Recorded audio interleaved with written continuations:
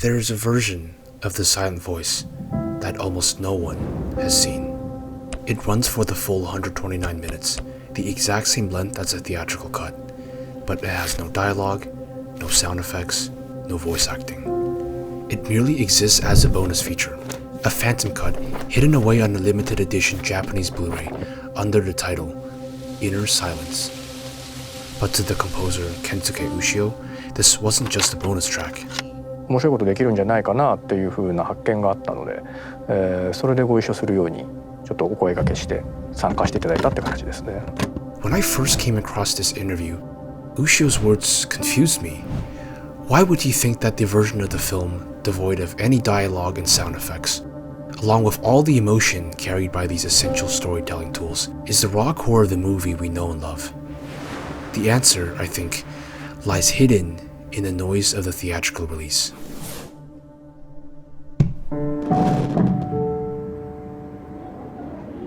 So I went back to watch and to listen. And once I did, I found myself asking the same question repeatedly.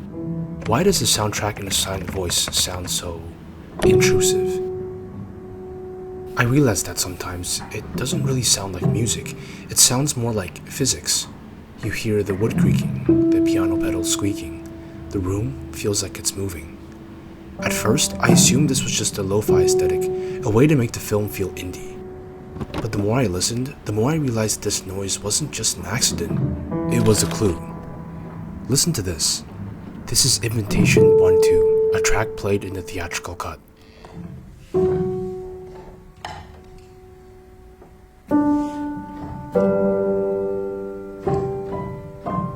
Do you hear that? That thudding? That clicking? This isn't a bad recording, that is the composer deliberately suffocating the instrument. Ushio rejected the clean sound of a concert grand piano for a boxy upright. He jammed felt between the hammers and the strings to kill the tone. He shoved the microphones deep inside the ribs of the instrument. He wasn't trying to capture the music, he was trying to capture the struggle of the machine to make a sound. But why? Why go through that much effort to make something sound broken? To a hearing person, sound is information. It is effortless. But to Shoko, sound is purely physical. It is a vibration moving through a floorboard, a thud against a wall, or the resonance inside a piano. In fact, this physical reality was the original blueprint for the movie. When Ushio first joined the project, he didn't write melodies, he wrote Inner Silence. He presented this vibrating, avant-garde drone track to the director as the concept for the entire film. The director Yamada loved the concept, but they faced a massive problem. This is a commercial film. If they released a movie like this, stripped of voice, stripped of comfort, and bathed in white noise, the audience wouldn't just be confused, they would be alienated. So they made a compromise. They wouldn't use Inner Silence as the main soundtrack, they would use it as the ghost. That is why the piano sounds the way that it does. Ushio realized that if he used a clean, perfect recording, he would be pampering the hearing audience. So he prioritized the mechanical friction over the melody to force us to stop listening and start feeling the vibration. But the soundtrack was still a compromise. In a way, it was still safe. To fully understand Ushio's perspective, we have to strip that compromise away. We have to look at the version where the safety net is gone entirely. I want to try an experiment. I'm going to play a scene from the Inner Silence cut. Even if you've seen the film a dozen times, don't try to recite the scene in your head. Just watch.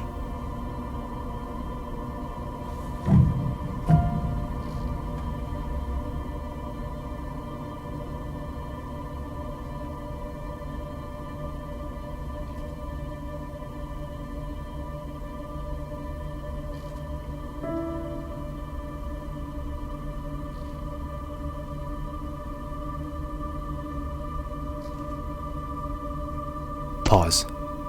Were you able to follow the narrative? Try to recall where your attention went. Did you lock onto the flush in her cheeks? Did you trace the shape of his mouth? Did you try to decode why he was looking up at the sky? Did you feel the gap between what you saw and what you understood? Now, watch this.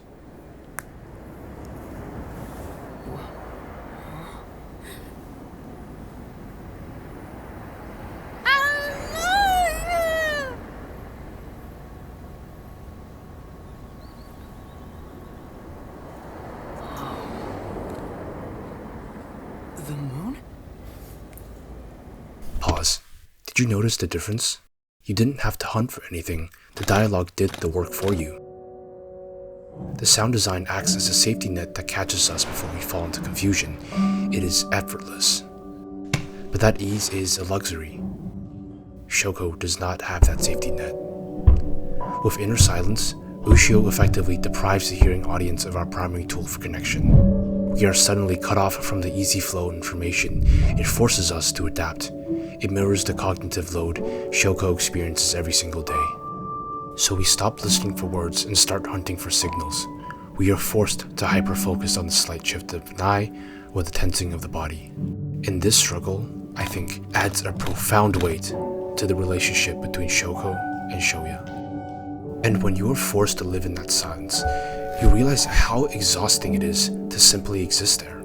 It makes you realize that their eventual bond isn't just a high school romance, it is a hard-won victory against disconnection. The theatrical cut gives us the result, the connection.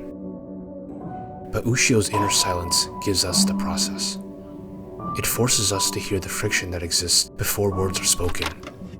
The creak of the wood, the wind flowing through your fingers, the exhausting effort it takes to bridge the gap between two people. And I think this is the answer to Ushio's belief that inner silence is the raw core of the film.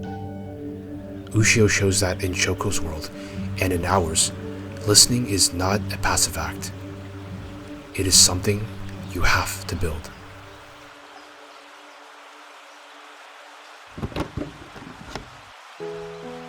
Hey everyone, thank you so much for watching. If you enjoyed the video and would like to see more like this, please consider liking the video and subscribing. A Silent Voice has always been one of my favorite films, so this was a very personal and emotional video for me to make. I'm usually a single tear kind of person, so when a movie makes me cry consistently like a kid, I know there's something truly special there. The sound design in A Silent Voice has always deeply fascinated me, and I'm really glad I was able to put something out here that reflects how I feel about it. Thanks again for being here, and until next time.